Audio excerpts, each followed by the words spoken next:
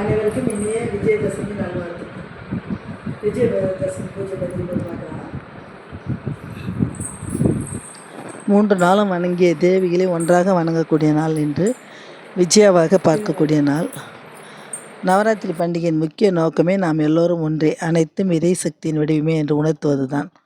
துர்கா, லட்சுமி, சரஸ்வதி ஆகிய 3 இறை சக்திகளும் ஒன்று சேர்ந்து மகிஷாசுர மர்த்தினியாக அவதாரம் எடுத்து மகிஷன் என்னும் அரக்கனை அழிப்பதையே நவராத்திரி வரலாறு என்கின்றோம்.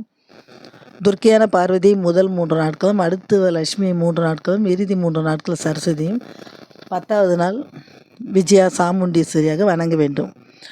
துர்க்கையை வணங்கினால் தீய எண்ணங்கள் வேரோடு அழிந்து மன உறுதி கிடைக்கும்.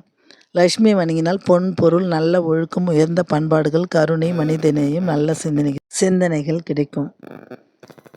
சரஸ்வதி வழிபட்டால் ஞானம், உயர்ந்த கல்வி, கலைகளில் தேர்ச்சி கிடைக்கும். இந்த 3 சக்திகளையும் சேர்ந்து வழிபடும் நாள் தான் விஜயதசமி, வெற்றி வாகிய சூடிய நாள்.